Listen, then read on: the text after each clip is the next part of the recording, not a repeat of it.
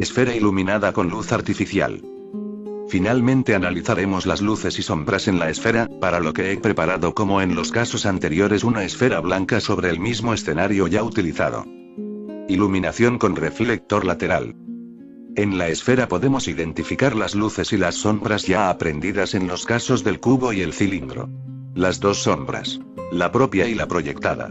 La zona intermedia menos iluminada pero que no llega a ser una sombra propiamente dicha, es decir la casi sombra o penumbra. Las tres luces. El brillo o realce, la zona iluminada y la luz reflejada. Con la dureza de la luz artificial directa y la reflexión de luz producida por la pared de la derecha se diferencia más claramente las luces y sombras. Destacaremos la suavidad de la sombra del plano vertical debido a la reflexión mencionada. Partes de la sombra proyectada. En la sombra proyectada podemos distinguir las tres sombras que contiene, la sombra propiamente dicha que es más oscura y es la más cercana a la base de la esfera y es por lo tanto la que menos luz recibe. La penumbra que es la sombra más extensamente proyectada y que ocupa una mayor zona del plano horizontal y por lo tanto la que más luz recibe y la hace una sombra más transparente y finalmente la antumbra que es una pequeña zona que rodea a la penumbra alargándola y es la sombra más clara de todas. Estas características de la sombra se encuentran también en las sombras del cubo, cilindro y cualquier otro objeto iluminado. Conceptos básicos. Una vez más podemos verificar que sea cual sea la forma del objeto iluminado y sea cual sea el tipo de luz que reciba se cumple la regla del claroscuro, luz penumbra sombra, es decir valor tonal alto tonos intermedios valor tonal bajo. A los que hay que añadir la zona iluminada por la luz reflejada por la mesa, valor claro, la sombra proyectada por el objeto sobre la mesa, valor bajo, y en el caso de superficie pulidas los puntos de brillo o realces. Observando detenidamente la esfera podemos ver que está iluminada en sus dos mitades, por arriba por una luz directa procedente de un foco y por abajo por una luz reflejada procedente de una pared reflectora y del propio plano horizontal.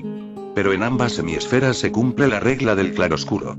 En la zona luminosa la escala tonal es alta y en la zona en sombra los valores corresponden a la parte baja de la escala, pero ambas escalas presentan el inevitable trío de valores: claro, intermedio o oscuro. Pero también en la sombra proyectada se cumple la regla porque a su vez la sombra proyectada está iluminada por las luces reflejadas del entorno de modo que en la parte que recibe menos luz, al pie de la esfera, es una sombra profunda, en su parte más alargada es más transparente y se mezcla con el color de la mesa y en su extremo la sombra es más débil y deja ver el color de la mesa. Iluminación sin reflector lateral. Esta es la esfera sin la luz reflejada por el plano vertical de la derecha que he eliminado. Al faltar esa luz, que suavizaba las sombras y añadía iluminación extra, toda la escena se endurece, las sombras bajan su valor, los perfiles se hacen más definidos y la sensación de volumen aumenta ya que al oscurecerse el plano vertical la esfera se separa más del fondo. Esfera iluminada con luz natural. Siguiendo el procedimiento habitual cambio la iluminación artificial por la luz natural todavía blanda de primeras horas de la mañana. Iluminación con reflector lateral. Con luz difusa y con reflector lateral toda la atmósfera presenta un aspecto delicado y de bajos contrastes en la gama media y alta de la escala de Munsey vista anteriormente. La sombra propia de la esfera y la sombra proyectada, que son las más bajas del esquema de luces y sombras, están en la gama de tonos intermedios y el resto en los valores de la parte alta de la escala. El contraste tonal es bajo y la esfera destaca poco del fondo presentando un volumen con poco efecto tridimensional. Iluminación sin reflector lateral. Como en los casos anteriores al desaparecer la luz reflejada por el plano vertical de la derecha la entonación general baja de valores intermedios y de la parte baja de la escala. El plano vertical se oscurece, la sombra propia y la reflejada son más evidentes, aumenta el contraste tonal, la gola se separa del fondo y su volumen es más esférico.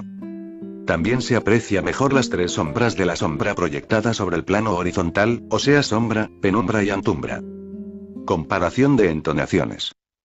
Como en los casos ya estudiados del cubo y el cilindro, aquí también podemos ver la gran influencia de la luz reflejada. Mayor contraste tonal y sombras más profundas sin luz reflejada, derecha, valoración tonal más alta y transiciones más suaves en las gradaciones con luz reflejada. Recordatorio.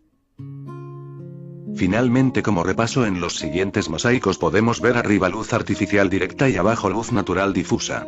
A la izquierda con reflector de luz y a la derecha sin reflector.